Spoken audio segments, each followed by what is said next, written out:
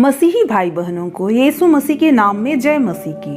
आज मैं आपको साउल का दाऊद पर आक्रमण की कहानी बताने जा रही हूँ। इसका वर्णन बाइबल की पुस्तक 1 सामुएल अध्याय 19 में आपको मिल जाएगा। यह उस समय की बात है जब साउल ने अपने पुत्र योनातान और अपने सब कर्मचारियों से दाऊद को मार डालने की चर्चा की, परंतु साउल का पुत्र योनातान दाऊद से बहुत प्रसन्न था। योनातान ने दाऊद को बताया, मेरा पिता तुझे मरवा डालना चाहता है, इसलिए तू सवेरे सावधान रहना और मैं मैदान में जहाँ तू होगा वहाँ जाकर अपने पिता के पास खड़ा होकर उससे तेरी चर्चा करूँगा और यदि मुझे कुछ मालूम हो तो तुझे बताऊँगा।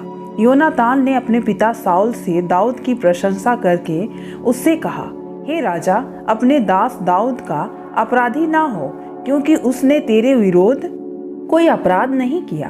उसके सब काम तेरे बहुत हित के हैं। उसने अपने प्राण पर खेलकर उस फलिस्तियों को मार डाला और यहोवा के समस्त इजरायलियों की बड़ी जय कराई। इसे देखकर तू आनंदित हुआ था और तू दाऊद को अकारण मारकर निर्दोष की खून का पापी क्यों बने?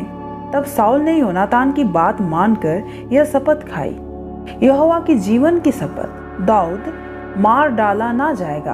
तब योनातान ने दाऊद को बुलाकर ये समस्त बातें उसको बताई। फिर योनातान दाऊद को साउल के पास ले गया और वह पहले ही के समान उसके सामने रहने लगा। तब लड़ाई फिर होने लगी और दाऊद जाकर फलिस्तियों से लड़ा और उन्हें बड़ी मार से मारा और वे उसके सामने से भाग गए।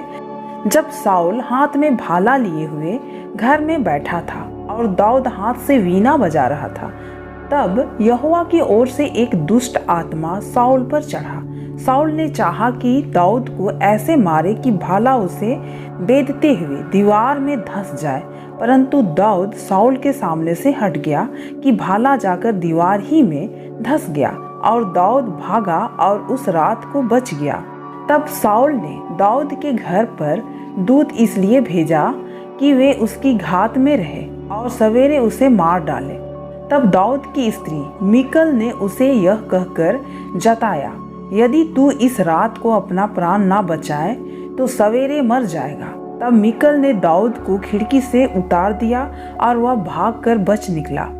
तब मीकल ने गृह देवताओं को ले चारपाई पर लिटाया और बकरी के रोए की तकिए उसके सिरहाने पर रखकर उनको वस्त्र ओढ़ा दिया। जब साउल ने दाऊद को पकड़ लाने के लिए दूत भेजा, तब वह बोली, वह तो बीमार है।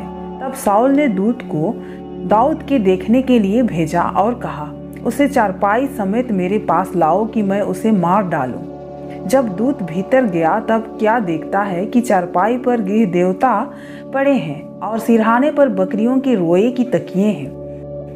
साउल ने मीकल से कहा, तूने मुझे ऐसा धोखा क्यों दिया? तूने मेरे शत्रु को ऐसे क्यों जाने दिया कि वह बच निकला? मीकल ने साउल से कहा, उसने मुझसे कहा, मुझे जाने दे, मैं तुझे क्यों मार डालूं? दाऊद भागकर बच निकला और रमहा में सामुएल के पास पहुंचकर जो कुछ साउल ने उससे किया था सब उसे कह सुनाया। तब वह और सामुएल जाकर नबायोत में रहने लगे। जब साउल को इसका समाचार मिला कि दाऊद रमहा में के नबायोत में है, तब साउल ने दाऊद को पकड़ लाने के लिए दूत भेजे।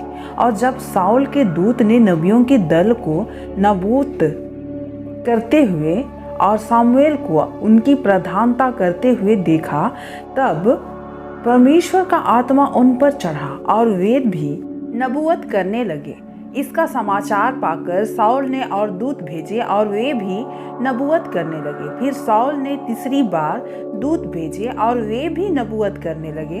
तब वह आप ही रमहा को चला और उस बड़े गड्ढे पर जो सेकू में है पहुंचकर पूछने लगा, सामुएल और दाऊद कहाँ है? किसी ने कहा, वे तो रमहा के नबायोत में है। तब वह उधर रमहा के नबायोत को चला और परमेश्वर का आत्मा उस पर भी चढ़ा और वह रमहा के नबायोत को पहुंचने तक नबूवत करता हुआ चला गया और उसने भी अपने वस्त्र उतारे और सामुएल के सामने नबूवत करने लगा और भूमि पर गिरकर दिन और रात नंगा पड़ा रहा। इस कारण से यह कहावत चली, क्या साउल भी नबियों में से है?